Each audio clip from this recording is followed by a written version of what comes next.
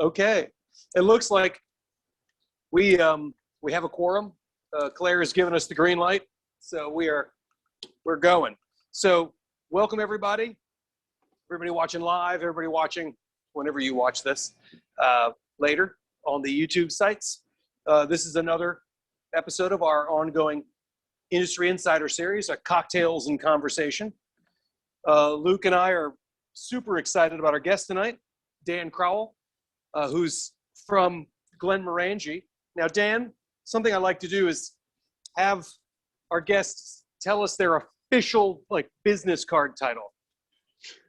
Yes. Well, I'm the National Brand Ambassador for Glenmorangie Single Malt Scotch Whisky for the U.S. I don't. There are some markets around the country that I focus very intensely on, but I cover the U.S. for Glenmorangie in terms of education and advocacy. Okay, so I've always pronounced this brand wrong, and I accepted that I would. Yes, I always said Glenmorangie, but it's Glenmorangie. Yeah, so emphasis is on the second syllable. Or you can call it whatever you want. We just don't mind. Most of the time, if anybody gets hung up, we just have them call us Glenmo, because there really isn't another one of those, and it keeps things simple. But yeah, technically, Glenmorangie, emphasis on the second syllable. So Glen meaning big, actually Glen meaning valley, more meaning big, and Angie, and this is all Scots Gaelic, meaning peaceful. So big peaceful valley, or valley of tranquility, is kind of how you break that name down. But it started out being Murangy Farms and Brewery, when it was when the lease was assumed by our founder, by the distillery's founder, William Matheson. He had been a distillery manager at Ballblair, and Glenmorangie Ballblair very close to each other. So he had seen what had been going on with Ballblair, which was also an operating farm at that point, but they were able to, much like the OnlyFans that we were talking about earlier, they were able to diversify their revenue stream by adding distilling. So he looked at that and decided, hey, there's a farm over there. I bet I could pick the lease up, and they're brewing, and that's terrific. But distillation being, slightly more complicated, but it's also the product is more stable for a long period of time. So it made sense to diversify the revenue stream. He took the farm over in 1843, and he was unfortunately dead by 1862. But his wife, Anne, ended up owning and managing the distillery for the next 25 years with a few of her 10 kids. So she was a real pioneer, as far as that goes. One of the first women to own and operate a distillery in Scotland, and certainly one of the ones with the most longevity behind the wheel until she sold to a consortium, one of whom was her son-in-law. So the family ties stayed along. But 1887, when Alfred Barnard stopped by, when he was doing the distilleries and the Scotch whiskey distilleries, the whiskey distilleries in the UK book that came out in 1887, he was 1886. He had stopped by. He thought that Glenmorangie was pretty sketchy. Actually, he thought it was pretty rustic and a little bit run down. By 1887. There was a load of influx of investment money, and things changed appreciably in 1887. The fortunes of Glenmorangie were secured at that point. Okay, that's very interesting. I love the back history of stuff, but there's nothing like the present, at least these presents. So maybe we should taste this whiskey. Yes, absolutely. Now, one of the things that we thought we might do as a function of a welcome cocktail, we thought we'd do a very quick welcome cocktail to welcome you all to this event. We're going to be using Glenmorangie Original. Looks a little something like that. And we're also going to be using the pomegranate syrup, which looks a bit like that from our dear friends at Alley 26. So these will be our two ingredients, along with lemonade. So the way that this is a very, very simple drink, the cool thing about a delicious whiskey and a delicious syrup is you don't need to do much to them. They're already basically, you're nearly there in terms of making a terrific cocktail. So I'm going to start with my Collins glass. I'm going to drop a little bit of ice, move my original out of the way so you can kind of see what's going on. Just going to drop a little ice into my Collins glass here. Go. And I'm going to build this in the, I've got my shakers and my stirrers and all kinds of other wacky accoutrements, but I don't need them for this drink. It's just that simple. If this set of tongs would grab a piece of ice effectively, which is certainly not right now. So there's my ice in my Collins glass. We're good to go there. I'm going to do 1.5 ounces of Glenmorangie Original. Here we go. And that's going to look a bit like this. We're just going to build that in the glass right now. 1.5 ounces of Glenmorangie Original. And then we'll discuss these whiskeys in a bit more detail, but we thought we'd welcome you all with a welcome cocktail, which will be welcome. This cocktail will be very welcome in my psyche and soul. Then I'm going to hit that with, and this is a thing that you can do to taste. You don't necessarily have to follow my lead on this thing, but I'm going to go 3/4 ounce of pomegranate syrup. And that's going to look a bit like this. Beautiful color that I can already see just jumping out of the jigger at me. Look at that color already happening. Just beautiful. Now I'm going to refrigerate that now that it's open. That's how this works. We're going to refrigerate all of these after they are open. I'm going to hit this with a bit of lemonade and a bit of a stir. So we'll get that open. And let me move this out of the way, get a little bit of lemonade going on without spilling all over the place. Top that up.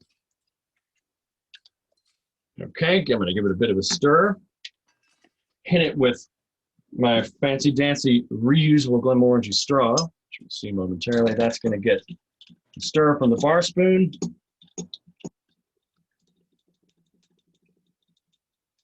Great. Still a super attractive color. And there's my super fancy dancy Glenmorangie straw. Just gonna dab up my work surface here so things don't get crazy. And here we are back with you. This is the Glenmorangie Original Pomegranate Lemonade. And it is fantastic. Wow. Well, I take your word for it, but we're gonna have to try it. Yeah, that's really good. The thing about pomegranate is, sometimes it gets lost in the discussion regarding grenadine. Real grenadine is made from pomegranate, so real grenadine tastes like this in a slightly more intensified form. But this is stunning, gentlemen. It's really, really good. Hey, I got to tell you, we love it that you're doing all the cocktails today. And we're following along. And fantastic. I love it because it's really nice to see how other people use them, the syrups that is. Oh, yeah. And really, really love that because you have a different perspective. We kind of live with them. This cocktail is real fun. It's hard to tell people that you can make a refreshing Tootsie Roll. This is delicious. Yeah, it is. And the thing about single malt, and you guys know this, the thing about single malts is that sometimes they get pigeonholed as being fall and winter only, when in fact they can be used any time. It's a beautiful base spirit for a beautiful cocktail. Anytime you've got a fantastic base spirit, you can make a fantastic cocktail anytime, as long as you're working with the flavors of the season, fresh fruits, and so on and so forth. And nothing says working up to Memorial Day weekend like lemonade. So, and lemons and pomegranates work quite nicely. So this is. And lemon isn't, and we'll talk about that as soon as we get to digging into the Glenmorangie portfolio, and we'll start with a neat tasting original. When we talk about Glenmorangie, certainly lemons, oranges, citrus characteristics come up during the course of that conversation. I'm going to do my very best to keep an eye on the chat in case anybody's got any questions. So please feel free to either throw up a hand in the reactions, like, so where did that go? Raise hand. I'm raising my own hand. Or you can just drop a chat into the chat box, or you want to unmute and just fire off a question, feel free. But with that cocktail and the formal welcome to you all, I'm going to share my screen and we'll walk through an introduction to host disabled. So if you, Claire, if you want to hit me back with the ability to share a screen, that's great. In the interim, we're going to move on to this gem here, Glenmorangie Original, our flagship expression from the Glenmorangie range. Now, the reason that we start here is, there we go. I'm going to hit you with a PowerPoint presentation. I hope that you find it at least as entertaining as it is retina burning. So here we go, damaging your retinas in very significant ways here at Glenmorangie. So what makes Glenmorangie Glenmorangie starts at the top. Our master distiller is Dr. Bill Lumsden. He's the master distiller for both Glenmorangie and Ardbeg. He is one of the most decorated and celebrated, awarded individuals in the history of single malt Scotch whiskey, and the things that he's contributed to the category have shifted the paradigm functionally for everyone. So Dan, pardon me to interrupt. I did not realize they had the same master distiller. Master distiller for both, yes. So the whiskey creation team handles both Glenmorangie and Ardbeg in terms of output. The distilleries are like across the street, right? They're across the country. So you have one of the coastal. What am I talking about? Right. One of the coastal North Highlands, about an hour north of Inverness.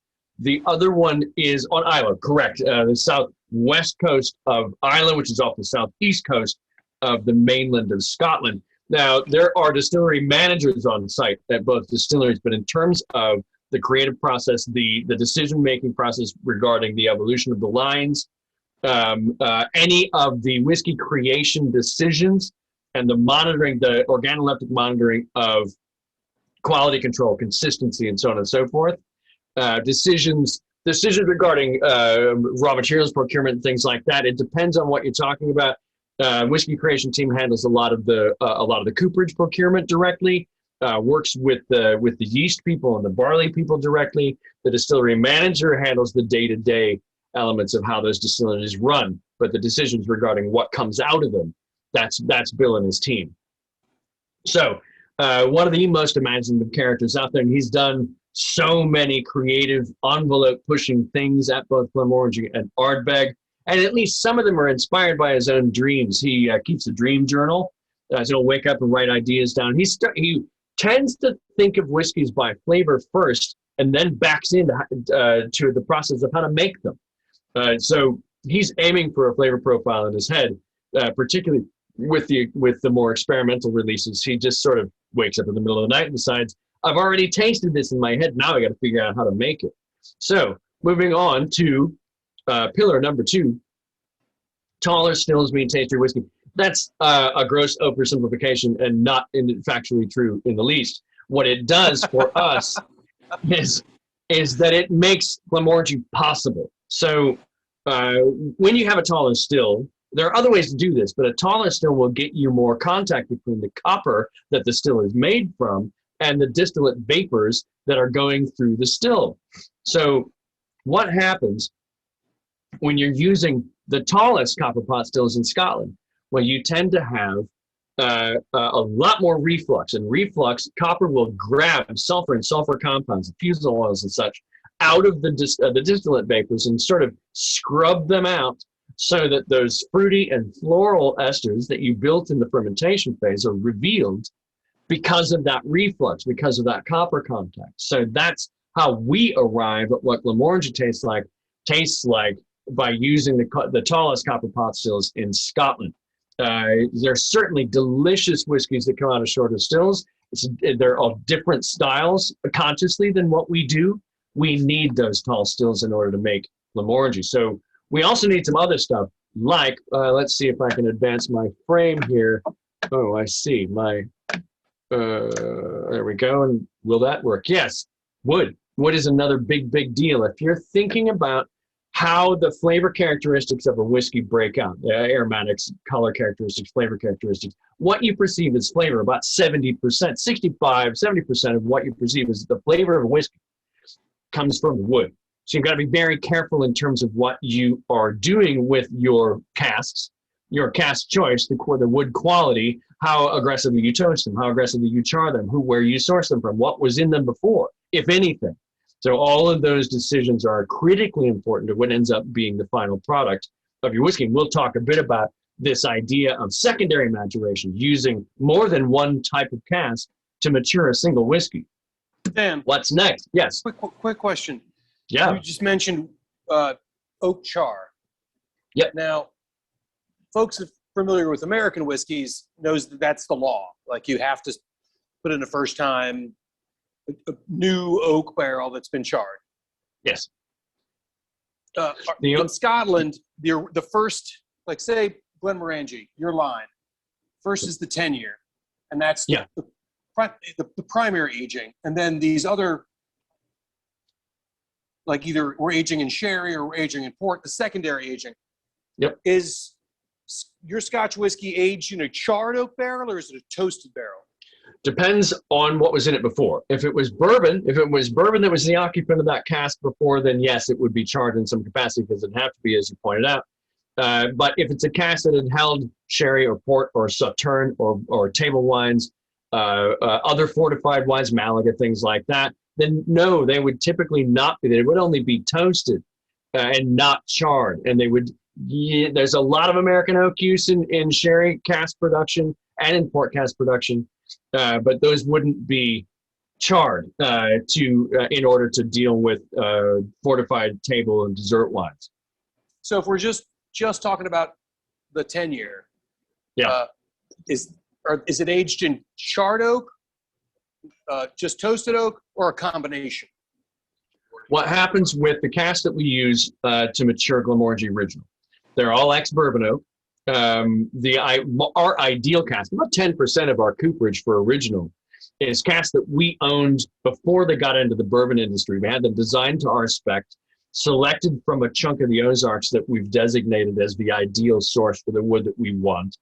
And then those casks are slow growth, white American oak, with a grain structure, with a ring structure of about 12 to 16 rings an inch. They're looking for very slow growth in about a 125-year-old tree. So that what you get there is that this is getting geeker than you might have expected that we would, but this is perfect. This is why we freak out about wood. The porosity, the size of the pores of the wood that the tree throws off in the spring is a different size than the pores of the wood that the tree throws off in the summertime. So if you want the best ratio of high porosity wood to overall wood, you want your spring to summer ratio to be as close as you can get. If it doesn't have a particularly successful summer, the ring stays narrow. If it has a successful summer, the spring part, the dark part of the ring stays the same width, but then the summer part gets fat. And that isn't what we're looking for. We're looking for that 12 to 16 rings an inch so that the overall porosity of the cask stays as high as we can get it. The spring wood has massive pores in it, whereas the summer wood, the pores are much more constricted. So we're looking for that 12 to 16 rings an inch. And you get that north-facing, and we get it ideally in these casks are made from wood sourced from the Mark Twain Forest in Missouri, in the Missouri Ozarks. Those will all be, again, you'll have that 12 to 16 rings an inch. They'll all be air seasoned for at least 2 years, but most of them are closer to 3. Then air seasoning allows for the rain to rinse out some of the more acrid. If you kiln dried your barrel oak, you would seal in some of the more resinous and acrid notes. But if you leave the blanks that become staves out in the weather and the wind and the rain rinses out a lot of that resinous and acrid note in the wood. So then those are going to be coopered, aggressively toasted, and lightly charred. And then those casks will go to our, they're made for us by the Brown-Forman cooperage. So they go to a super famous Brown-Forman owned Tennessee distillery for 4 years, basically to the day. I'm sorry, I'm not familiar with that. Yeah, it's a tough guess. I know it's a real shot in the dark there. But as soon as the 4 years, what's nice about working with those guys, the elephant in the room guys, is that when you get casks back from them, which we owned before they received them, they paid us a lease rate on them, and then we got them back intact, not broken down, but intact, is that they're going to mature for about 4 years to the day, because they sell a lot of that stuff. And so they'll clear whole rick houses, and then that's a vatting. I took the tour there. Our friends in Lynchburg, Tennessee, just in case you need more hints. And I asked, I was like, because I had just come from, I was on the bourbon trail, and I had come from Heaven Hill, and they were talking about, well, we take some from here and some from here, and that becomes Elijah Craig. And then we take some from over here and some from over here, and that's more Evan Williams flavor. So I asked the tour guide at this place, like, so how do you manage your rick houses? And he's like, see that one over there? We pull it all and make whiskey out of it. So they'll just take entire rick houses and vat them. And then we'll get those casks, and they're all uniformly seasoned, basically 4 years to the day. We'll get them back intact. We'll fill them with new spirit, and then that'll sit for 10 years. It'll get disgorged. We'll fill it again with new spirit. It'll sit for 10 years, and then we're done with it. So we'd only use ex-bourbon oak a total of twice. And we'll use casks from as long as they pass quality spec, we'll use casks from all over. And those might be 2, 3, or 4 char. But our ideal casks, which what makes up all the cooperage for a star, and about 10% of the cooperage for original, are these designer oak casks that we had made to our specs by the Brown-Forman cooperage. So longest answer in the world to the shortest question in the history. I love it. But that's kind of what's going on with the ex-bourbon oak. That we'll only ever use that twice, because as you guys are sure are aware, oak casks behave like massive wooden tea bags. The more you use them, the less they do for you. And so in order to get a controlled and a replicable, predictable set of flavor characteristics out of a cask, you limit the number of times you use it, and then you sell it off back to reclamation coopers so they can sell it to other distilleries that are looking for more sort of knackered oak that's just going to oxidize the whiskey in it without doing a lot of aggressive flavoring of that whiskey. So that's what happens with original. Our water source is super important. Just get through this part of that. The water source is super important for a couple reasons, because it's our only water source, and if we don't protect it, we can't make any more whiskey.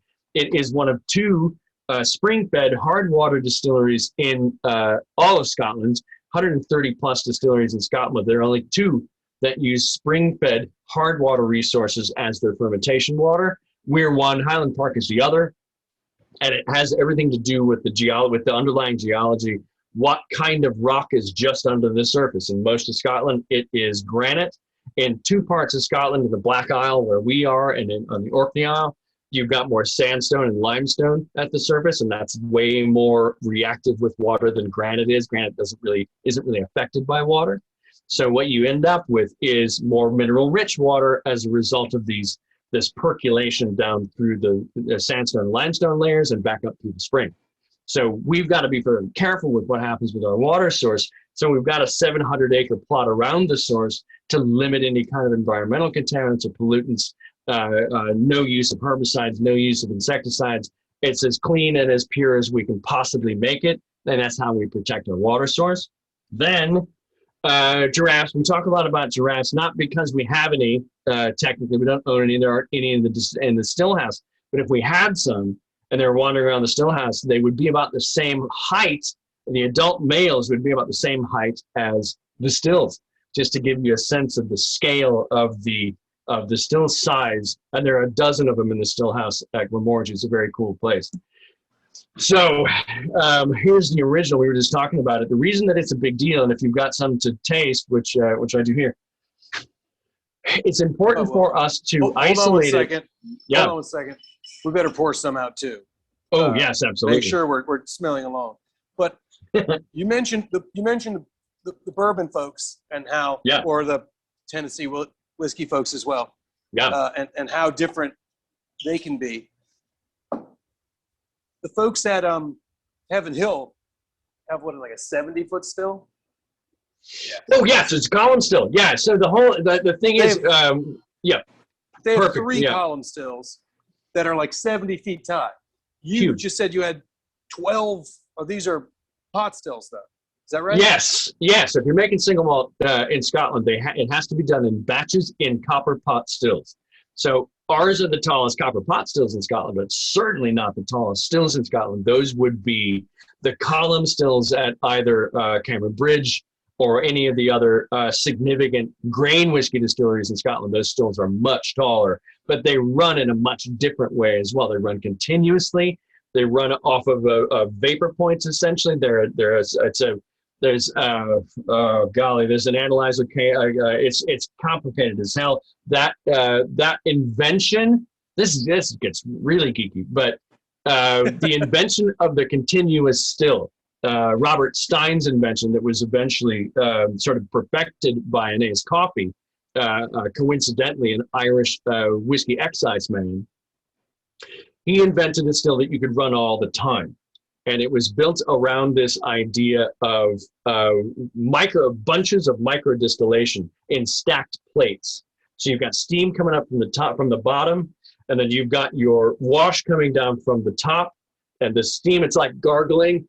You've got the steam driving up through these perforated plates, and the wash coming down, and as each new plate is hit, the steam comes up, blasts the alcohol out. The alcohol vapors keep rising, the wash keeps falling, and you end up with a highly refined, over the course of a couple of trips through the column, you end up with a highly refined grain spirit, which usually comes off the column at about 94 to 95% purity, and you've got to work your butt off to get more pure than that. So, and there are some column structures that can do that. I think it's 94.6 that it comes off in terms of grain distillation in Scotland. Those are very, very tall stills. We're just talking about a slightly, well, quite a bit more antique process. Because of that, we're coming off of our stills at about 72, 73 ABV. And then that'll typically get kicked down to 63.5 for a barrel entry strength. But that's sort of one of the functional differences between what happens in single malt distillation in Scotland and Scottish grain whiskey production, almost all of which will end up as the basis for Scottish blended whiskey. Dan, I love hearing all about this because you can speak to this. It seems like the folks in Kentucky specifically, but Americans in general, have taken what they thought was kind of the best of both worlds. It looks like they took the continuous still, but they're still running the numbers closer to the pot still range. So bourbon can't legally be any hotter than 160 coming off the still, even though they're using continuous stills. And then they always can't go in the barrel any hotter than 125. So it seems like they kept the idea of where the most flavor was going to be, but then they went with the more efficient technical wizardry.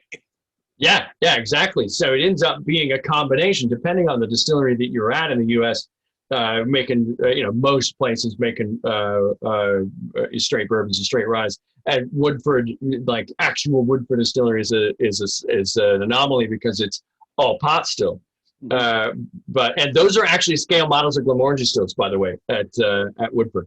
But when you're at a standard bourbon distillery, you usually have a column fed into a pot, and they'll call it a doubler. In some cases, the column feeds into what's called a thumper, which if you're familiar with what rum production, those would also be called retorts. They're very simple. They're functionally very simple concepts that reclaim heat. So you've got a reservoir of lower ABV, what's not quite pure enough to be new make in the bases of these thumpers, and then the feed off the still keeps blasting hot alcohol vapors into these secondary chambers and heating it up just enough to distill them again. So if you're making bourbons and ryes, It's a combination of pretty new and incredibly ancient techniques jammed together. To your point, they've sort of picked the best of both and put them together. And they're very, very, as we are, but it's legislated that you can't go into casket at more than 62.5. And there are loads of people playing with that, because if you consider, then we'll make an old-fashioned, if I ever shut up, we'll make an old-fashioned. We'll talk a bit about what is a better dissolver of sugar, alcohol or water, and of course it's water, to certain types of sugar. So if you're making an old-fashioned, you've got to make sure, and you're using a sugar cube, you've got to make sure that your sugar cube is dissolved with the water that you put in the glass before the alcohol goes in, because the alcohol will stop the dissolution process of that sugar, and your cocktail will be chewy and crunchy. Mm-hmm. But if you apply that concept to whiskey in a barrel, it's the water that does a lot of the dissolving of the natural caramelized sugars that the oak hemicellulose broke down into because of the pyrolytic change, because of the heat.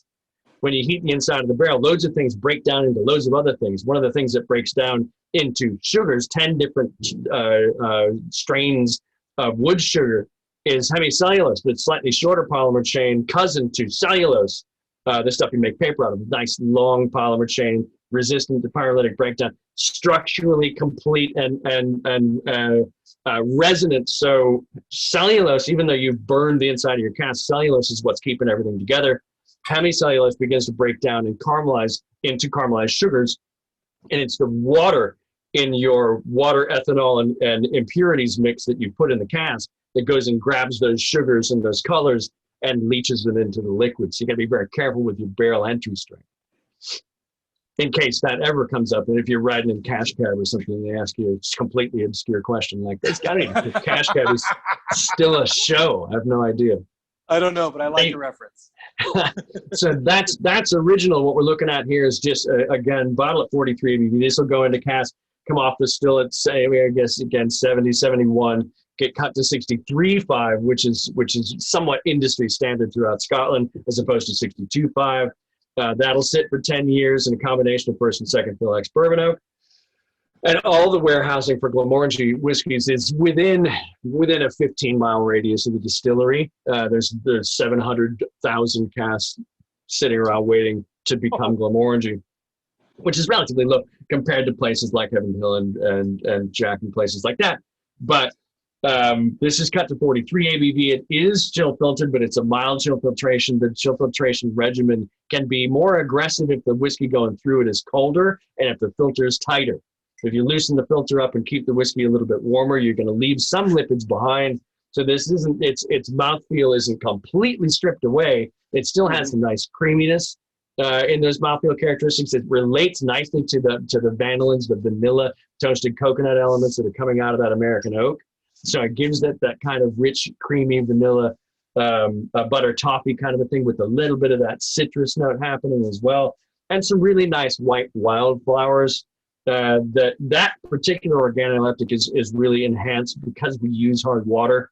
The yeast tends to produce these organoleptic spikes in citrus and floral at Glenmorangie because they behave in such a way in a hard water environment that those tend to be what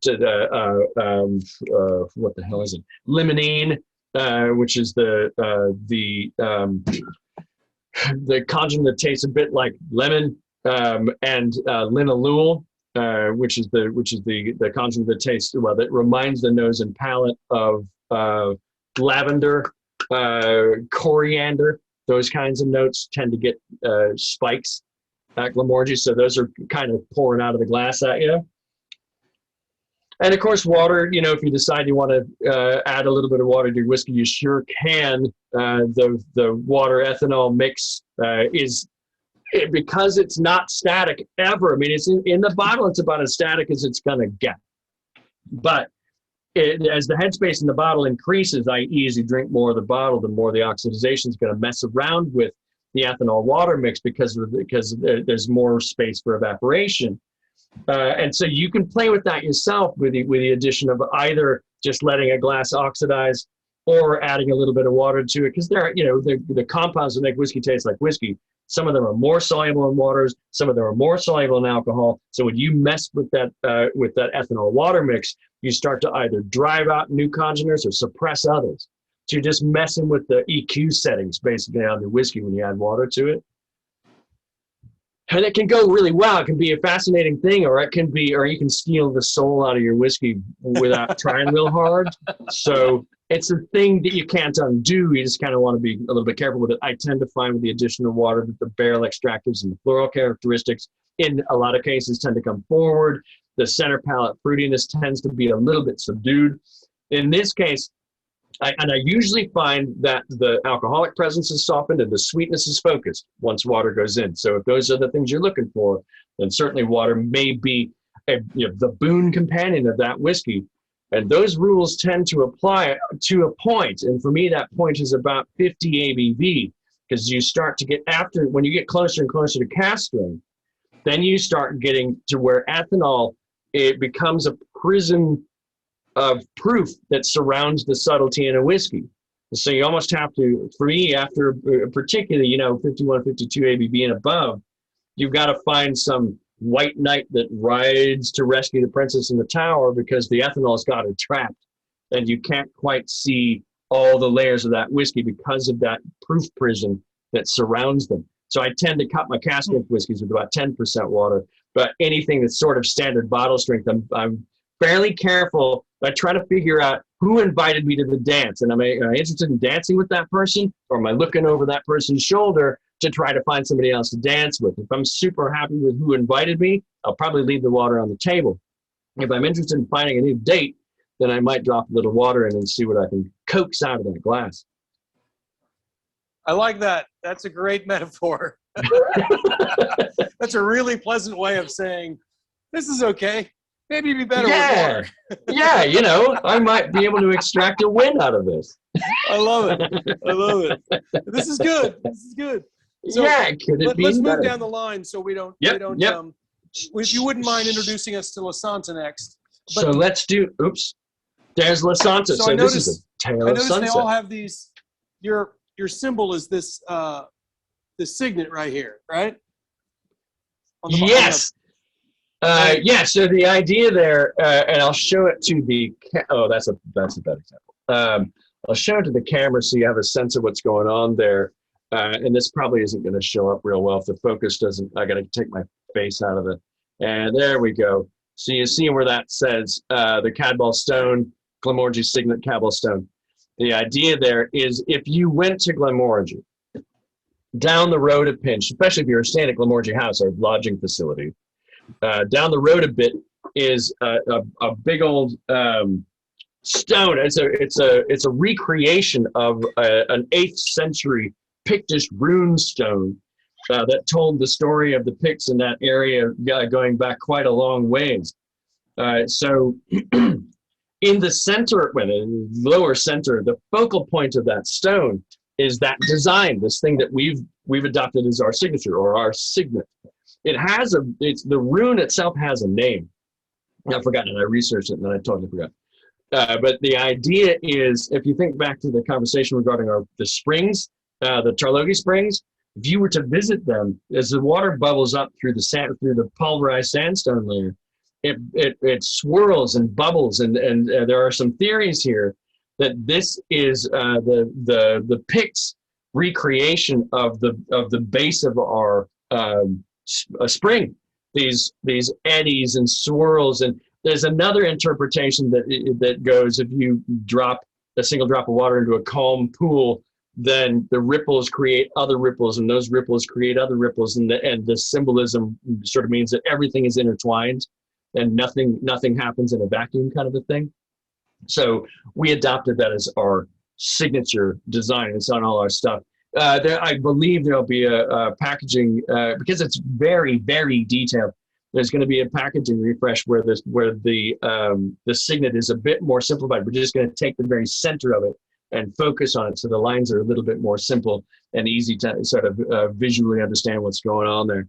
But here's Lasanta. So what we've done, we've switched gears. We're going over to Lasanta from original.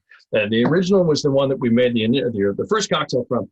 The only difference between what you got here and what you had with the original is that for the first 10 years of its life, it was original.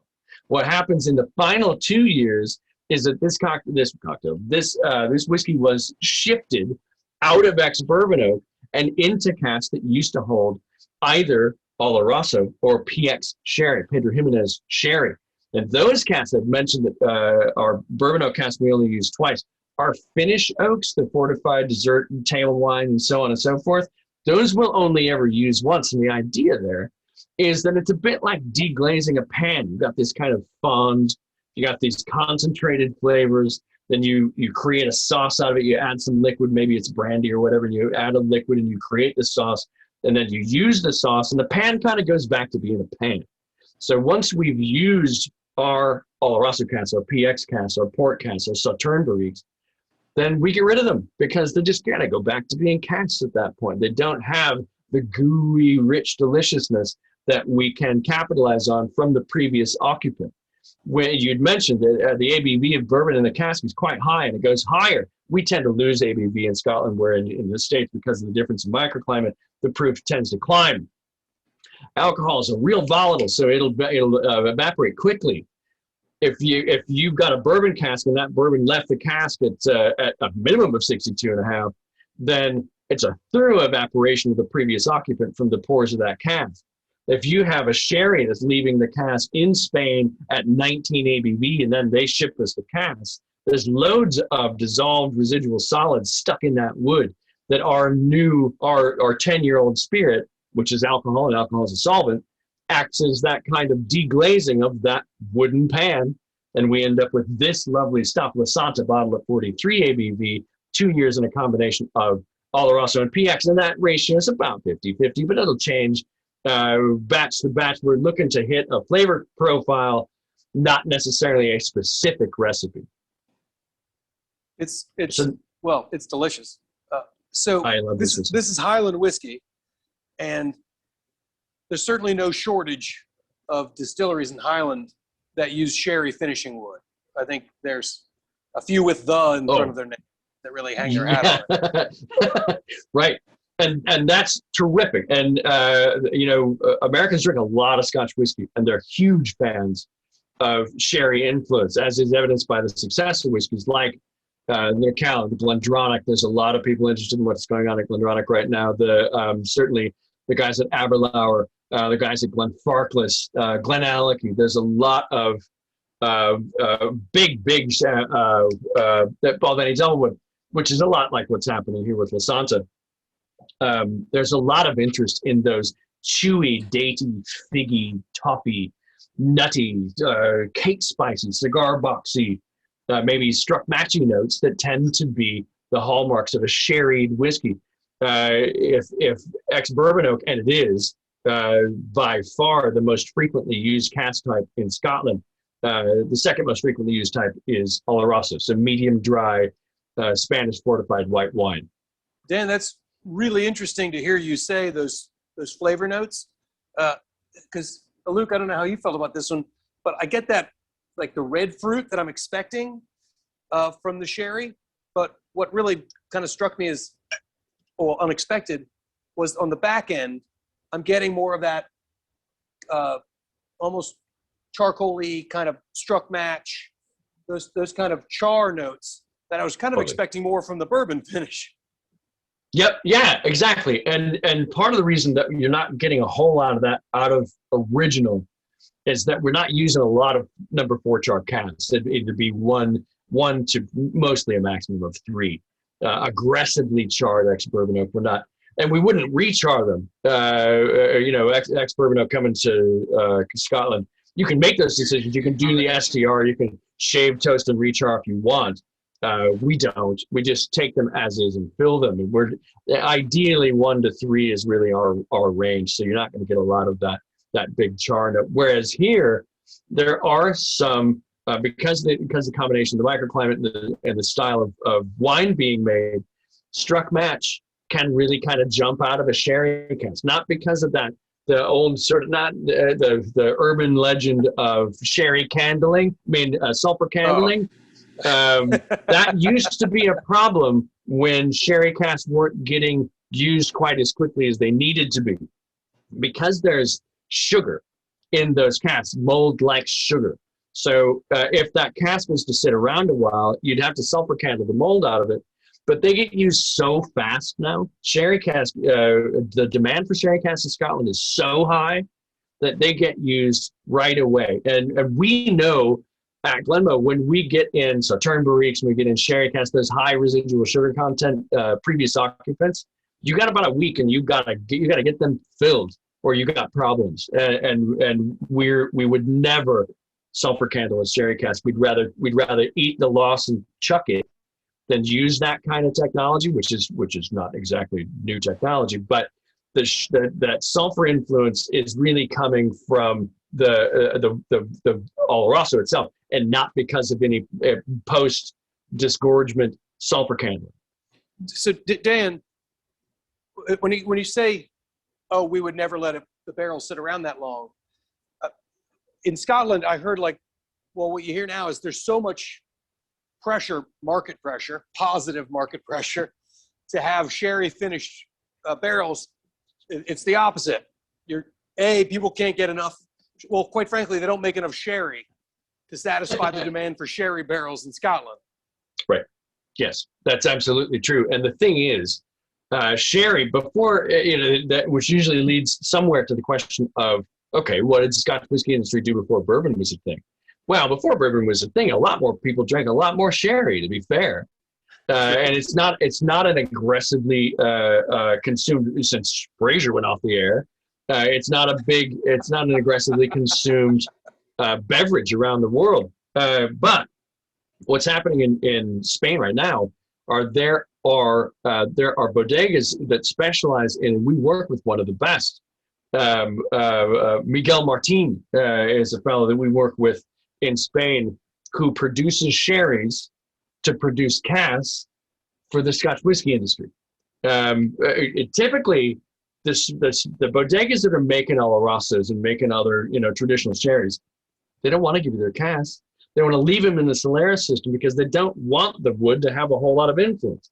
It's really just a holding cask. It's an oxidated medium. So getting Solera casks out of Spain is a pain in the ass. They'd much rather make sherry to help make the barrel taste the way that you want, sell the sherry off to make salad dressing or something, and sell you the barrel for $1,200. So that's where the industry is. There's far more demand from the cask than there is for the liquid. Yeah. So when you're talking about the barrels, are you using a combination of chars 1 through 3 for one blend? For original, yeah. I mean, and because of that, you're going to have a lot of variances from cask to cask. So a vatting of original is quite a challenging thing. It's always preceded by what's called a bench blend. So at the Sensory Lab, the whiskey creation team would create a roadmap via. It's like going into a tequila distillery, and they just in the old days they used to just take they'd get the agaves in. The pinas in from the farmers, and somebody'd walk around with a darts with numbers on them, and just chuck darts at the pile of pinas coming in from the farmer, and those, wherever the dart hit, they'd test those as a requisite sample, because you couldn't test them all. You couldn't really test for quality of all of them, so you just pick a few. So what the bench blend does is gives the guys in the bottling hall a sense of the cask blend we need in order to achieve original again and again and again, based on what we have on hand. So there's always going to be a lot of playing around because of that variance in char level. Yes, that's a big deal in Nectar d'Or, because what you have there is variances in toast regimens for the Sauterne barriques coming in from France. Then that's going to be a huge deal too. So you might have a 15-minute toast on one cask and a 45-minute toast on another, and that's going to activate a whole different layer of particularly oak lignin in those casks. So you've got to be, and French oak is tannic as hell anyway. So you be very careful with how you deal, particularly with French oak barriques, regardless of what they were in. But when it's Sauterne is so intense. Nectar's a pain in the butt to make because of that, because you have such significant cask variances that you're really making the same cake out of radically different ingredients every day. Yeah. Oh, that's great. Thank you. Are you ready to make this second cocktail? So let's do a couple of cocktails with Lasanta. And as you pointed out, I'm going to stop sharing my screen, not my thoughts, just my screen. If I can. I wonder if it's going to let me. It just keeps avoiding my, oh, no, well, let's see here. Why it's not can't ready. I? It's not ready to let go. No, it isn't. Oh, how did that work? Did anything, what happened? Now I can stop sharing. There Great. you are. Okay. Hi. So we talked a bit about that richness, that dates and toffee and nuts and chewiness that's inherent in Lasanta. So a couple of things occurred to me in terms of making a cocktail from it. The first of them, and it kind of came down to when I tried these syrups, like, oh my God, I have to use, first and foremost, the tropical tonic. So I'm going to make a Lasanta tropical tonic. The ingredients here, as you guys know, but we'll just rattle them off for everybody else. Water, pineapple juice, cane syrup, muscovado, sugar, cinchona bark, lime, citric, and malic acid. So what I'm going to do here is I'm going to load my, let's see, I'm going to go back to camera one. I'm going to load my glass up again with some ice, if it cooperates. Loading the glass up. My ice is getting a little crabby, so I'm just trying to drain it so I'm not adding incremental dilution to the drink. In this case, it's not so bad because I'm going to dump a bunch of soda water on it at the end anyway. I just wanted to maintain a consistent chill level. I'm trying to reach over my giraffe mask out here. Here we go. So I'm going to call that enough ice for this drink. Then this is going to get 1.5 ounces of Glenmorangie Lasanta. So here's my jigger. This is a 1 ounce, 2 ounce jigger. So I'm it's got a little line in there to tell me what's happening with the 1.5 ounce measurement. So that's going to go here.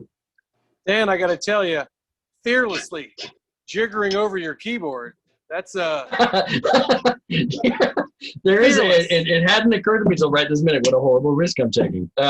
So then I'm going to go 1-to-1 with this tropical tonic, and with these tonics, they're so beautifully rendered that you can play with these ratios all you want. I felt like 1-to-1 really allowed all of these things to kind of breathe and live and occupy an interesting space together without being drowned out by what is now going to be the third ingredient, the club soda.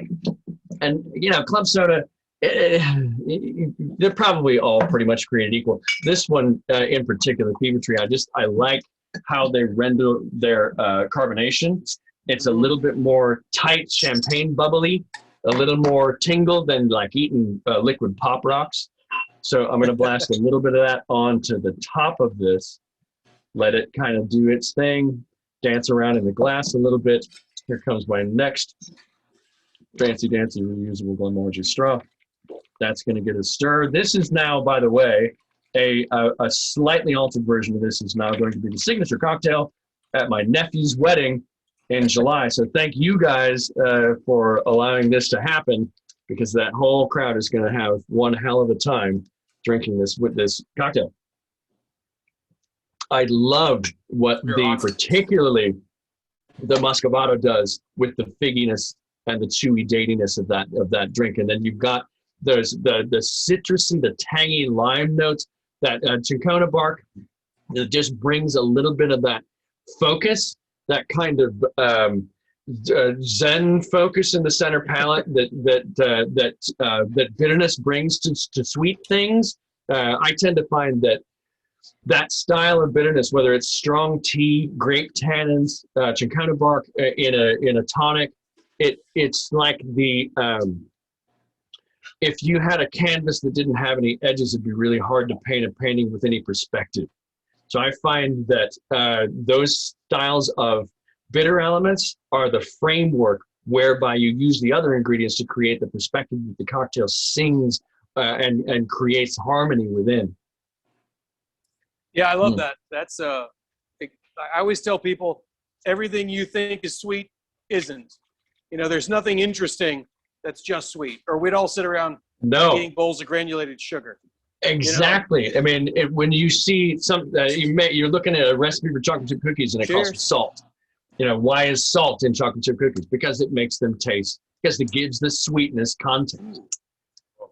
Dan, I think even better.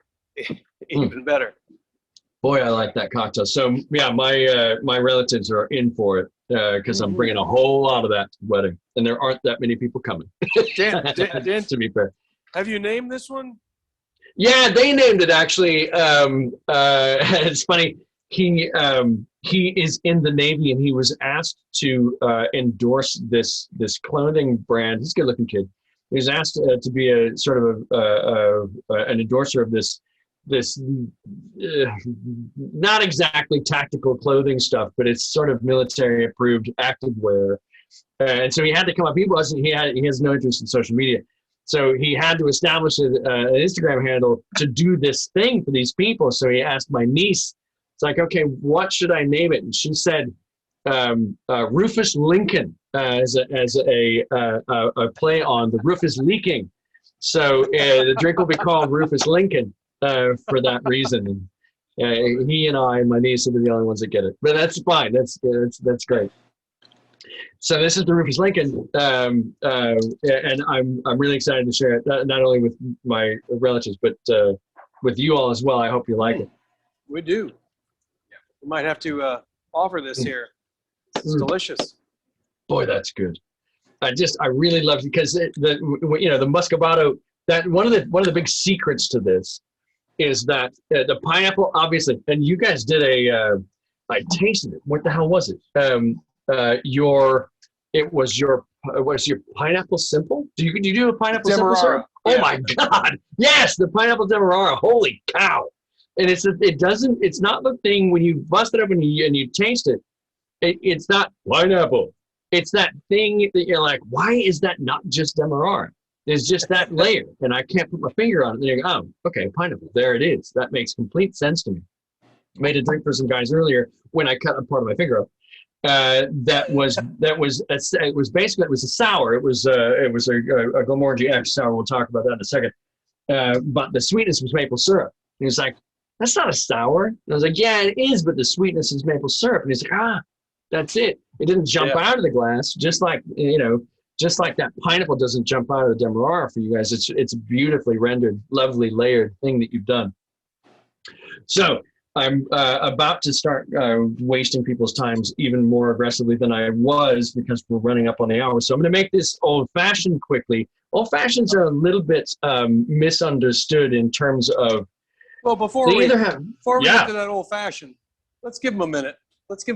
Maybe you can tell us. Yes. I need some time to drink this drink. I got to drive home still. I don't. Perfect. Yes. The brakes on just a little bit. So, fair. So we talked about Lasanta. We're tasting some Lasanta, and while we're tasting Lasanta, and I know this is going to be a little confusing, but everybody on the thing here knows how to, keep two, if not opposite, at least multiple ideas in their head at the same time. Can we talk a little bit about Quinta Ruban?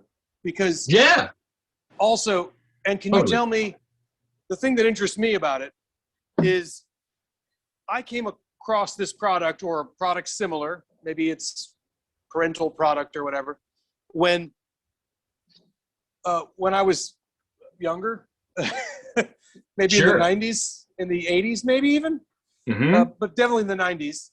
And this was really interesting because I hadn't seen a portwood, and it was called portwood, I think, Ben. Yeah, we just called it that very exotic name, Glenmorangie Portwood Finish. And I don't think it's me. Did it change the game? Like, did it change the industry? Did it not? I think it did. And there are going to be loads of we used to just not for sport, but we and our pals at William Grant used to have sort of long distance pissing matches about who did it first. And here's the real story. They did, but the way that worked was this is 1984. So those of you who are Bulbani fans, you'll remember an expression called Bulbani Classics. Beautiful bottle, sort of this teardrop shaped thing. That was the first secondary. That was the first wood finished whiskey. The thing that they didn't do was market it as such. So that's 1984. Bulbani Classic comes out. Its main maturation is in ex-bourbon oak. Its final maturation period is in Oloroso sherry. They put it out. They call it classic. They don't tell anybody. 1987 rolls around, and we release a thing called Glenmorangie 1963. So it's 25-year-old whiskey. It spent its last 18 months in Oloroso sherry. It was the first wood-finished whiskey marketed as wood-finished whiskey. So they did it first. We called it that first 3 years later, and the two distilleries have essentially been defining and pushing the envelope, the cutting edge of wood finishing ever since. And now everyone in Scotland, a lot of people in the U.S. and otherwise, do it. Angel's Envy bourbon, I want to say. Yeah, Angel's Envy bourbon's finished in Portwood. Angel's Envy rye is finished in rum. So there's a lot of the ramifications have been global, as you pointed out, and in a lot of ways, it has changed the entire dynamic in the single malt world. I feel like I didn't see anything specifically labeled Portwood when I first saw Glenmorangie. We were the first to use port. We were the first to use port. We were the first to use Madeira. We were the first to use Burgundy wood. We were the first to do a lot of things. But we weren't the first to use sherry wood as a finishing. That does. That was famous. Like a lot of the folks in Highland, even in the 80s, like I knew as like sherry finish, and you can taste that on the back end of Johnny Walker. Like sherry's a thing. Yep. But the port seems so different to me, and like the way the wine expressed itself on the back end seems so different to me, and it just seemed to completely change the game. I think so too. And like in terms of the differing philosophies between Bulbani and Glenmorangie, Bulbani 21 Portwood is a very famous port finished whiskey. The way that, and this is David Stewart's colossally brilliant understanding of this whole wood finishing category. He and Bill vie for game changer extraordinaire. When he's making 21 Portwood, the port finish is about 4 months. When we're making Quinta Ruban, the port finish is about 2.5 years. But an older whiskey, in 21 is a different number than 14 by 7 years, in case anybody's struggling with the math on that. The idea behind that is that the older a whiskey gets, the more nuanced and delicate it easier it is to screw it up. Yeah. And so what he's trying not to do is to shade it aggressively with this secondary oak, because he spent 21 years making it what it is, and he's just looking for a very subtle shading. Or 18 is a bit like that in terms of a subtle shading of Oloroso. But with particularly the one that you have, the Glenmorangie Quinta Ruban 14, 2.5 years is plenty. If we went any farther than that, we'd lose it to the port influence.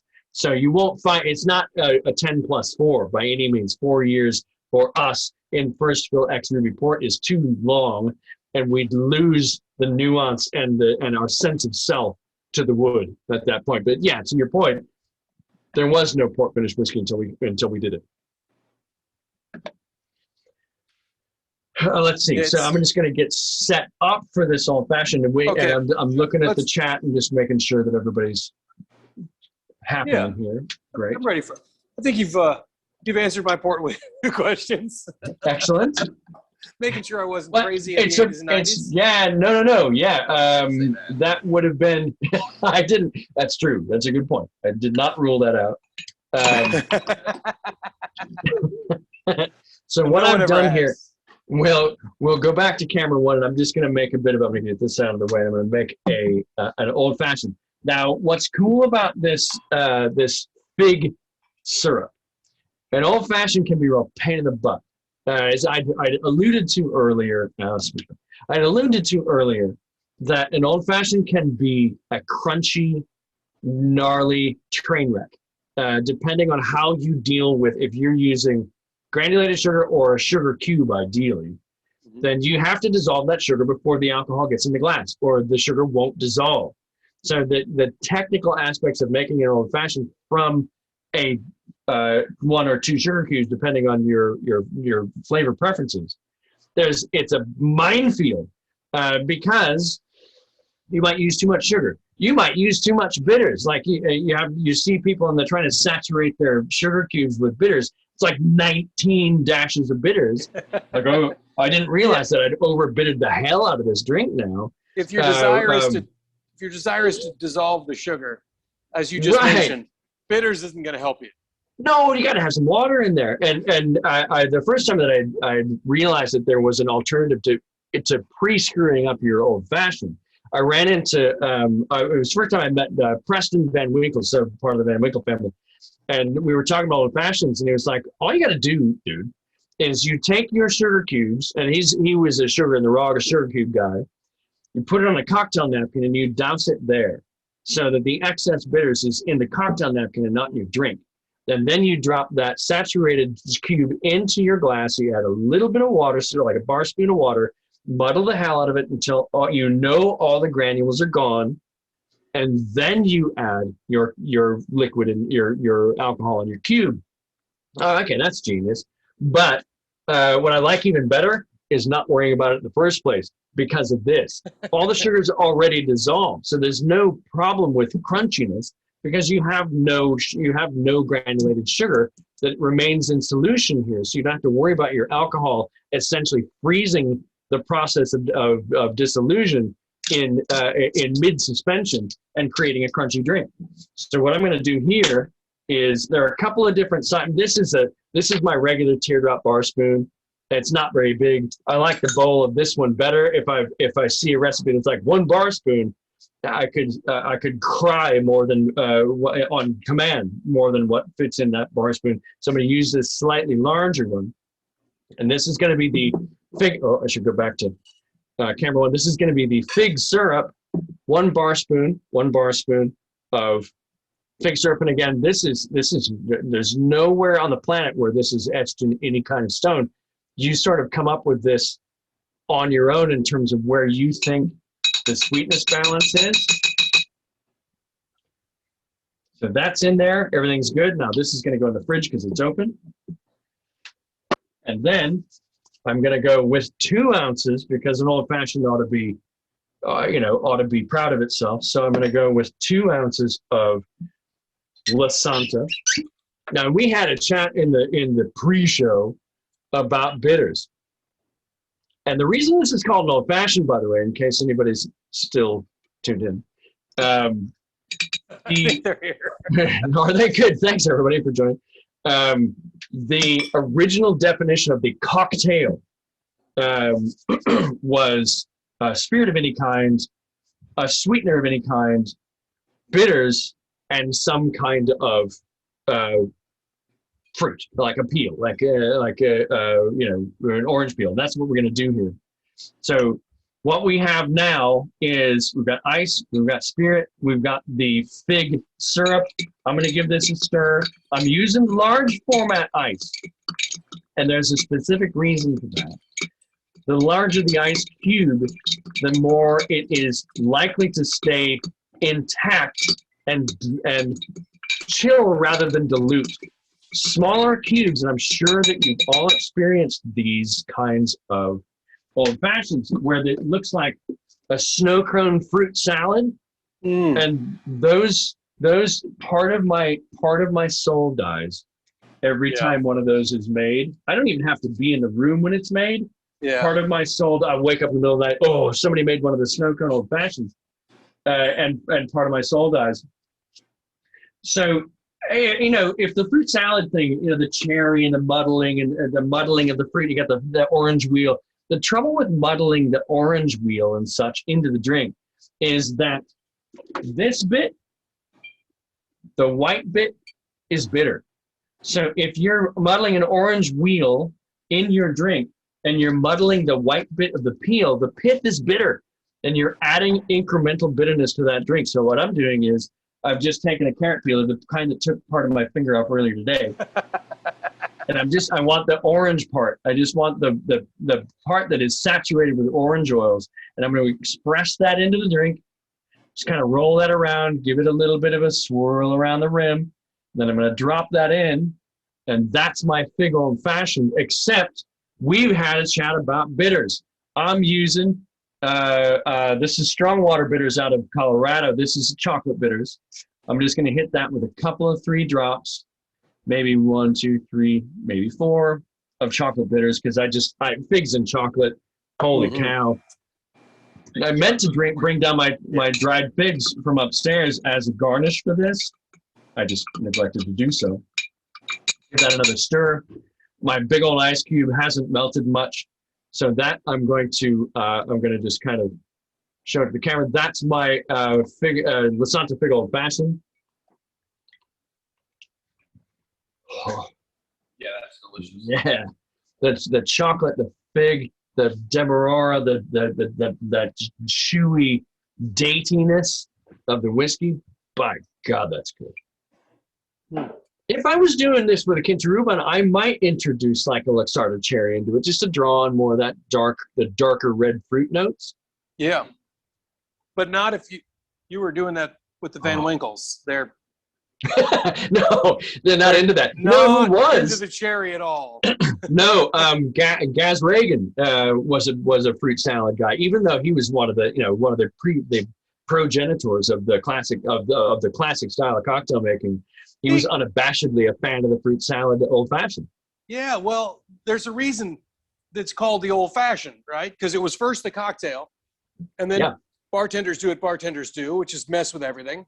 And so some old codger walks into a bar, and he's like, hold the groceries. Can't I just have an old-fashioned cocktail? Right. And so the old-fashioned is renamed, and then as soon as it's renamed, what happens? We start putting more crap in there. Yep, yep, exactly. I mean, people like it. It's tasty. Like you, prefer peel, but I do too. I don't hate on the other one, but no, it's here at the bar. It's fine. Here at the bar, when we trained bartenders to make old fashions, muddled old fashions specifically. Yep. Care is taken to describe how to muddle, which is that you avoid the peel. Like muddle. Yeah, you just express the juice. It's like once, twice, and you're just hitting the fruit. Don't touch the peel, because your old fashioned will start tasting terrible. Didn't our friends in Wisconsin have a lot to do with the fruit salad? And they screwed up the Bloody Mary too. Yeah, that thing. What is that? It's wrong. It's a brandy. Wisconsin old fashioned. Yeah. When didn't they do? They called it like pasta and beans chili. It's just like, what is that mess? That's not food. Apparently, Curtis, you've opened up a sore spot, yes. A Midwestern rivalry. It just caught me the wrong way. What? Yeah, the Wisconsinites. They're the ones that, and sometimes they're beautiful. Sometimes they're bordering on the insane. What Wisconsinites have done to the Bloody Mary, where you have an entire deep fried turkey stuck in as the garnish for their Bloody Marys. Or a whole slice of pizza, or a whole pizza as the garnish for a Bloody Mary in Wisconsin. It happens all the time. But that's the thing about, I think old fashions are open to a certain element of interpretation, but it's a bit like going to, if you go to a fancy seafood place or a fancy any place, and they've got a big chunk of sea bass they got flown in that morning, and you're paying $45 for this thing. The less they do to it, the happier you'll be, because you're paying for the integrity of the base ingredient, and all you got to do, if it's what's the quote? Sculptors, ancient dead Italian sculptors, where they're looking at a chunk of rock and going, all I needed to do was release what was already in there. Yeah. So I just chiseled until it came out, and that's kind of that recognition that there's already genius there. You're just looking to work with the genius, not reinvent a wheel that's already a better wheel than you could invent on your own. It's the justification for writing poetry in form as opposed to free form. It's like form keeps us from looking any stupider. I said stupider. But then we would. Yeah. It's like, Yeah. stay in form. Keep writing. Right. There's certain, especially like the old fashioned is a prime example of, especially like you're saying, paying attention to the quality of your ingredients, where like the less you do, the better. More you honor the ingredient. In this case, we're using Lasanta, but even if you're using an American whiskey, the idea of the cocktail, the original cocktail, was everything besides the booze was salt and pepper. Right. Yes, exactly. And it's like watching the old war movies where you get the hero is the pilot in the B-29, but without the navigator, they drop everything in the wrong place. So that guy back there who's like, okay, this is a big plan and you know how to play it, but where are we going? We need to establish where it is that we're trying to go and to focus the efforts of what's already in front of us by first recognizing that we were never in control in the first place. We're only along for a ride that we're sculpting and shaping in certain ways. Yeah. The better the whiskey that you use, the less you're in control of what it is that could happen to it. Or should happen. That should, yes, up until the point that you've lost the point of using that whiskey. Yeah, I think that's an interesting aspect, because the difference between bartending and what a chef does is, we're right in front of the customer. It doesn't necessarily matter what I think or like, but I can cater this one cocktail or whatever to that person's liking. The chef is, normally not going to do that. If you've ever had to go back on like a busy Friday and say, chef, hey, I know this is an Italian restaurant, but the customer loves guacamole. You come back and it's like, with missing digits. Right. But we had to discuss right before this video, where it's like, it doesn't even matter really like what I like or what I know. Because if the customer doesn't like it, it doesn't matter. Now we're just wasting product. And some of that comes down to it doesn't fly in the face of the customer's always right, but the customer only brings the requisite knowledge base that they have at the time into that door. And what the secret sauce in the customer in the proprietor customer relationship is that consumers and the people that come to the door aren't at home right now. They came to you for something, not just because they're hungry, or not just because they're thirsty, but because secretly they think you know something they don't, and they want in.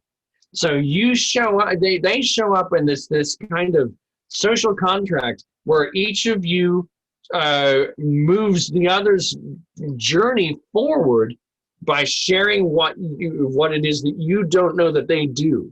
So that they show up and they've got their thing, they've got their life experiences, they've got their expectations, but they've also got this chunk of the unknown that they've come to you without, that they've trusted that you're not going to expose their ignorance of the thing that they don't know about yet in a public way that makes them feel stupid. But they're also looking to you to have the soft skills and the technical know-how to listen to start by listening to what they have to say, and then go, everything behind me, I know like the back of my hand. So now I've listened to what you're bringing to this, and I'm going to make a thing happen for you that's never happened before. It's not going to happen exactly the exact same way. It's going to happen right now. It's going to change the quality of your life right this minute. This is the best decision you've made all day. And we're going to make a thing happen that's going to blow your synapses 1,000 miles apart, because I listened to you and I know what I'm doing. And now we're both moving forward. I'm not pontificating. I'm not lecturing you. I'm not making you feel like what you don't know makes you uncool or not cool enough to hang out here. You're the reason that here exists. That's the missing element in a lot of those. It's not so much anymore, but when cocktails became like, when craft cocktails came back, and it was like, you're not cool enough to be here. It missed the entire point. It missed the whole point. You end up with a bar full of other bartenders who got off from their jobs early and want to come and worship at your altar. The thing that you're standing in front of right now is not an altar to you, but a service vehicle to the people that sit at it. Exactly. And so until that dynamic, it seems like a lot of the folks that did some of these things forgot about hospitality, which is the whole point. And the entire point. To your point, what you were saying earlier is that we've all done this here, where we'll talk to somebody about what they like, and they'll be looking at the menu and they'll be trying to pick words out. They're like, "Can I have this cocktail, but with this?" Like, I'll just take the menu away. I'm like, let's not worry about that. That's confusing us. It's a design dish, Right? And you're messing it all up. Right. Let's talk about what you like, and then we chat with them for a while. They tell us what they like. I'll be right back. I give them something. They're like, "Wow, this is amazing." I'm like, "Well, I cheated. You told me what you liked, and I made that."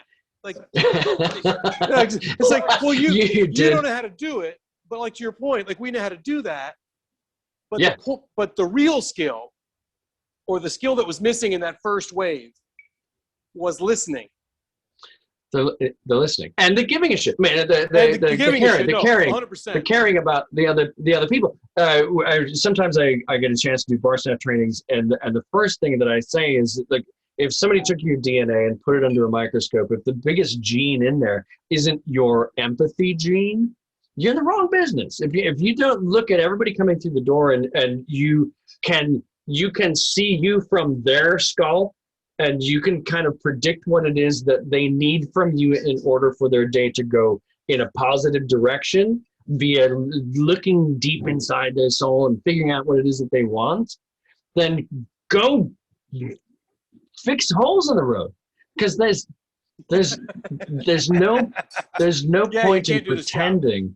No, there's no point in pretending you give a shit about people if you don't, or if you can't, or if you make it about you, then why would they leave their homes? Why would they pay you 3 or 4 or 5 times as much as they could pay in the grocery store for the same liquid and do that, a few things to it that's going to directly make them happy? If you're not listening to them, if you treat them like an intruder or a stranger or someone who's vastly inferior to them, there is no value in that equation for them. And all of this, it's a profit equation because you need to keep the doors open, but it's also, it's bars. A well-run bar is a community hub. It's the place where the social fabric, which is being shredded to death outside of that environment, gets repaired a little bit at a time, and people have to reckon with one another, and they have to sit in the same room and they have to look at somebody they don't know across the room from them.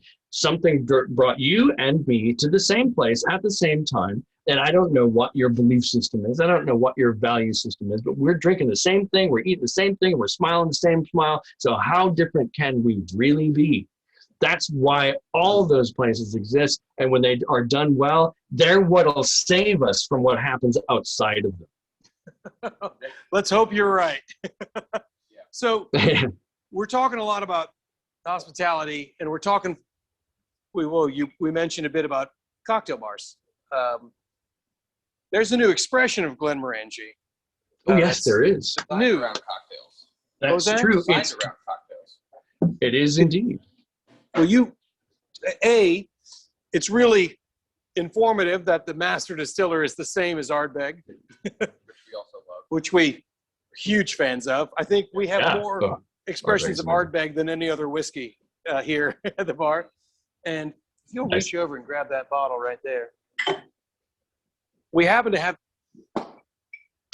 Beastie, nicely done. 2 cocktails on the menu with the Wee Beastie currently. Yes. So, the thing about Wee Beastie that we loved is it gave us the bigger notes, maybe not the subtlety, the nuance, but the bigger notes of Islay. And it's been really hard to make single malt whiskey drinks, whether Islay or even like Highland softer expressions, until they were willing to make something at a price point that we could afford to make a cocktail out of. Right. Yeah, that wasn't going to be $27 for the cocktail. Right. Exactly. So what is it? What is the new expression of Glenmorangie? So, we'd mentioned a little bit about the massive rift between the style of Glenmorangie and the style of Ardbeg. We tend to frame it in terms of, if there are 135, 6, depending on the day of the week, distilleries in Scotland, we probably form the bookends from the most approachable to one of the most idiosyncratic whiskeys out there. Wee Beastie is the idiosyncraticest of the idiosyncratic. If peated whiskey becomes, if the world is a china shop and peated whiskey becomes less of a bull in it with every year that passes in the cask, then Wee Beastie is the most rabid and voracious bull in that china shop, which is beautiful. Glenmorangie, X by Glenmorangie, this thing that you're looking at here, it is in fact technically literally the shiny object in the room, because you gotta, the shiny object attracts a lot of people. But this isn't Glenmorangie at its most elemental. It's Glenmorangie at its most malleable. It doesn't mean that its malleability is a substitute for a soul. It's still, as a matter of fact, I really enjoy X on its own. I think it's a really nice. The reason that X is not original is it's slightly younger, but it's also finished in new oak. So this is finished in new aggressively charred white American oak. So there's an interesting chocolatey, fudgy richness to it. Even though it's bottled at 40 ABV, we've never done a 40 ABV US release of Glenmorangie before. There's a fresh, bright pear note.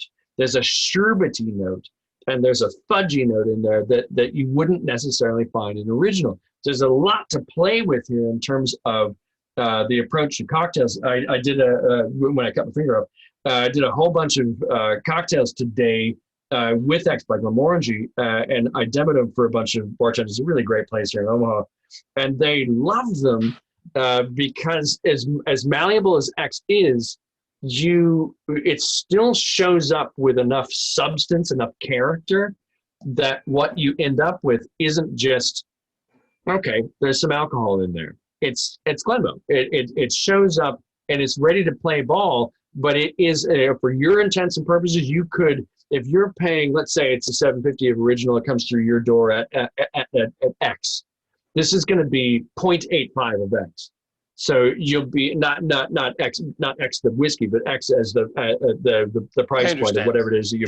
So your cost of goods for a lovely quality whiskey is going to be more in line with something that you can share with a broader audience. And you guys run a restaurant, so you know that this is true. If you don't see 25% new faces every month, then you don't keep a core clientele base that keeps you in business.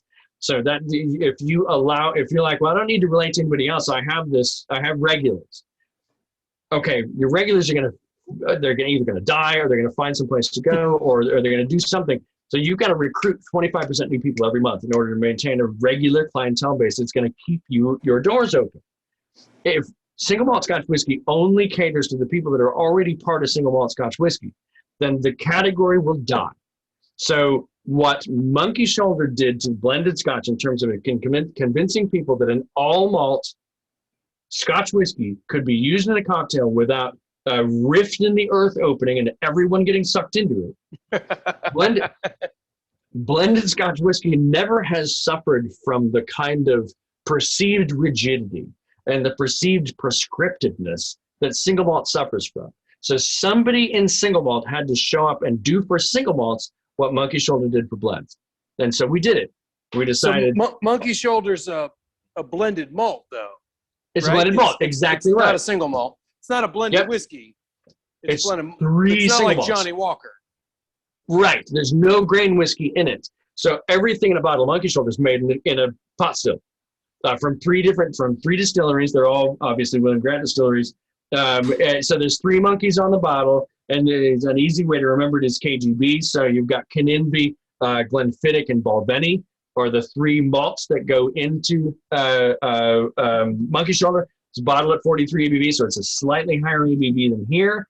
And blended malt, what used to be called vatted malt or pure malt, is a very tiny subcategory of Scotch whiskey. Johnny Walker Green Label and Monkey Shoulder are essentially the ones that you'll ever see. Some Compass Box stuff that's very, very good. But those are the two that you're. Nika And does Nika. some Japanese pure malt. Yep, exactly. So the idea that an entirely malt whiskey is that's a category that people were afraid to do anything with other than just drink it out of some not necessarily misplaced, but some historically rendered reverence to the category. Monkey Shoulder just tore that house down and built a new one. And we're moving into a room in it. We don't want the whole house. We just want a room. And Right. the idea that single malt is perceived as far more interested in reading its own headlines than it is in appealing to other people. That's not true. I mean, it's never been true. And single malt is sitting there waiting to blow your mind in a million different ways. But the perception is that it's rigid and that it's prescriptive. And this is the antidote to the idea that Scotch whiskey, that single malt has to be rigid and prescriptive and worshipped and put on an altar and elevated to a pedestal. This helps people, I think, when you open the door. Glenmorangie in general, I think, opens a very broad and padded door into single malts from really any other category that you're currently a part of. But X helps you to make customized entries into that category, whereas Original kind of welcomes you in on its turf. X builds a field that you want to see happen and then welcomes you into the category. Dan, I got two quick questions. Yeah. A, yes or no, was the charred oak, new oak, first time new oak idea to attract the American whiskey lover to Scotch whiskey?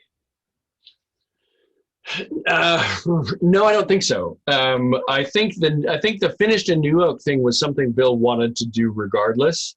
It just became a thing that was so interesting and malleable in a cocktail program that his idea became this, as opposed to the idea was presented to him and then reverse engineered. Got it.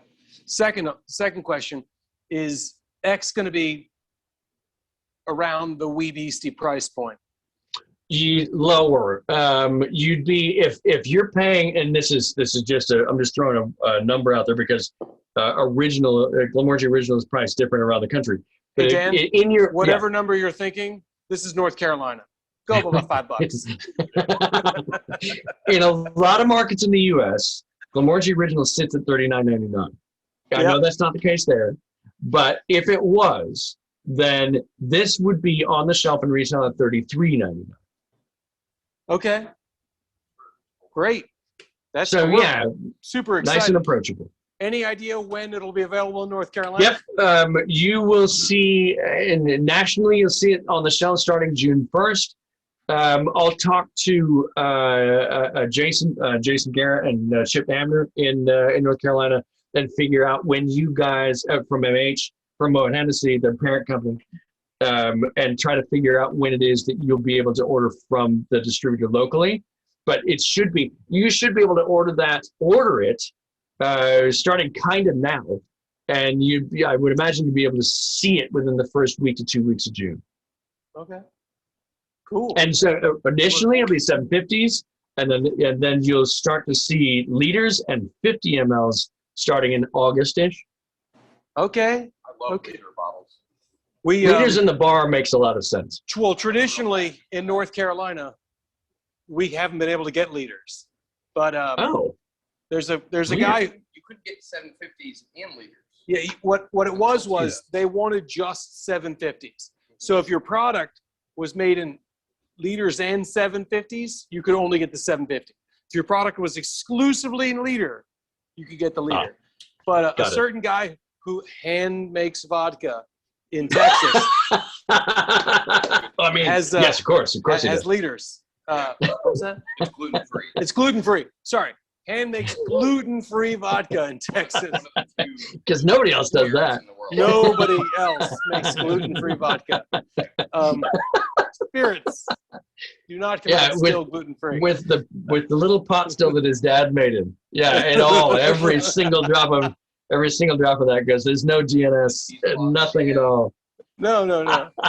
So, right. At any rate, so usually we do some giveaways. We don't have any Glenmo swag here, but we do have some syrups. We'll give away So- some beautiful. stuff. We made 3 cocktails, and we could do 3 quick questions. Great. I'm getting negative, very, very negative looks from Claire here. But I'm trying to think she's of some things that wrap we it up, wrap it up. that we threw out, like maybe the year that Glenmorangie was established. Of course, that was a Sounds great. while ago. Anybody want to Put throw that that in in the there. chat? First question: year Glenmorangie was established. That's close enough. It's not right, but it's pretty damn close. Hold on, give them a second. There's a few people. No? Okay. Okay, so there was a couple that you wrote down, and I remember thinking, hey, that's a good one. No, Randy, nicely done, dude. 1843 Randy. is correct. I think we just need to give Randy and Patty and Curtis something, and Murph. And then, We should give everybody something. Whoever stuck around long enough to just deal with before all we this. start. That way, we don't. Oh. We can ignore. Right We on. can skip this part of the show. So, Skip this bit. okay. Okay, so- I suppose we did talk about the name of the founder of Glenmorangie. Anybody want to throw that out there? Everybody thinks I'm the asshole. I love how specific you're getting. Still you. It's- Still have that title. You're, Oh, you know what? Robert Stein. Way to hang on to Robert Stein. He was the first person to invent a continuous still, and that's worth something. Murph, well done. Murph. That isn't the correct Okay, answer. so- but Before we get to our last question, Murph and nice, Randy. Wow. Patty Damn. and Curtis. Yeah, Randy will keep coming. So tomorrow is Whiskey Wednesday. So for Whiskey Wednesday, we're gonna open a bottle of Signet, which is this little symbol on the cover, but it's also right. the name of one of your products. Will you It just is, quickly? and it looks like- a bit like this. Oh, of course you have. There one. we go. Can you give us like So, 20 Signet, words yeah. or less on what that is? Yeah, the big ass difference between this and everything else is if you think about what would happen if you made a stout into a whiskey, you'd have a general idea of what Signet's about. Roasted barley, not just malted, but roasted. Oh. Not Okay. all of it, because if you roasted all the barley, you wouldn't be able to make any alcohol with it, because you kill all the enzymes and you caramelize all the sugars, so there's no alcohol being made. Yeah. But a percentage of that barley aggressively roasted like a coffee bean, and this comes back to, if anybody wants to super geek out someday about the Maillard effect. Browning. Browning is like the difference between bread and toast is the Maillard effect. The 330 to 360 degrees, you have a reaction between the sugars, fats, and the heat that creates browning. And so when you roast barley, you create a browning that creates this flavor layer that won't remind you of not espresso when you drink this, or it will remind you of espresso. So I lay a double negatives. We took a bunch of lefts to make it right. First of all, when are you going to be traveling again? Soon. As a matter of fact, I will be in. I will be in Charlotte this month. What? Yeah, I'll be in Charlotte June. Second week in June. The 14th, 15th, flying out the 16th. Are you just going to be in Charlotte? Well, allegedly, yeah. This is the rest of the state giving you the stink eye. I know, and I apologize for that. How is that? Is that a massive drive from Charlotte to Raleigh or Durham? I apologize 2 because I don't hours. know that. Oh hell, that's not so bad. Yeah. I've got a thing that I'm doing Tuesday night, the 15th in Charlotte at a cigar place that I can't remember the name of. It's but new. It's new. Oh, okay. Is it? Right on. Yeah. But Monday night, the 14th, damn. Because I'd love to come and visit the place. I just think it'd be a blast. And I don't think that Jason's got my Monday night filled. I'll check with him. But I'd make the trip just to come see you guys. We'll figure this out in the future. But even if it's not the June visit, we'd love to have you. Man, I would be all over that. we'd love to do like a dinner or something. It seems like we could have lots of fun. And, Yes. And any excuse to drink scotch, Claire's down with. So if she says yes, we're allowed to do it. She's dialed in. So She's it's dialed a good in. thing to, Exactly. I couldn't to agree follow more. her lead, I think. So do we have one last trivia question? Oh, Hold on. Hey, will you pass me that piece of paper? There's something you wrote down that I thought was like the question. Unless you got the one. I don't know. I mean, I don't know if it's like the one. Yeah, I mean, you could ask about the spirit animal. You could ask about that. You could ask Oh, about, right. Yeah. Okay. Who was the famous person, you know, who. Well, just one question. Just give one question. I know. Luke, one question. Ooh. What is the spirit animal of Glenmorangie, and why? Nice. Is that too much to ask? Why? Oh, why? Yeah. Yeah. Randy, you want to follow It's a up with two-parter. that? It's a two-parter. Right on. Patty and Curtis haven't answered anything. What? Have we shamed you into not answering? Nice. Oh, it was a two-parter. Man, Randy's clean sweeping this thing. This is crazy. What? Yeah. Seriously, Randy? Well done, Randy. Well done, Well Randy. done. Explain And we the appreciate answer. it. And the answer is It's the giraffe. It And is. why? It's because they have their pot stills are about as tall as a giraffe. and they're the tallest as well. The tallest pot still. Right. Pot stills, Right. of course, Not the tallest. Exactly. but In the Scotland. tallest pot still. Yes. in Scotland. Okay, well, this has been fantastic. Dan, thank you so much. Thank you very much. My pleasure. We're into extra innings on this one and worth every moment, I hope. Thank I you had a so much. blast. Really appreciate it. It's my pleasure. Thanks everybody that stuck around. We certainly appreciate your patience, and we know that we're way out past our time limit, but we certainly appreciate the hell out of you sticking around. You guys, Alley 26. This stuff is genius. I love working with you both because you're thinking along all the same lines that I am. So let's do a thing. I'd love to come and visit. Yeah. Let's do it. Absolutely. Can't wait to have you. I'd love to make syrups in Scotland. Just gonna throw that out there. Done. Let's make it happen. Thank you. you Appreciate very it. much. Thanks everybody. Thank you. Have a good Have a great night. night. Thank you for joining us.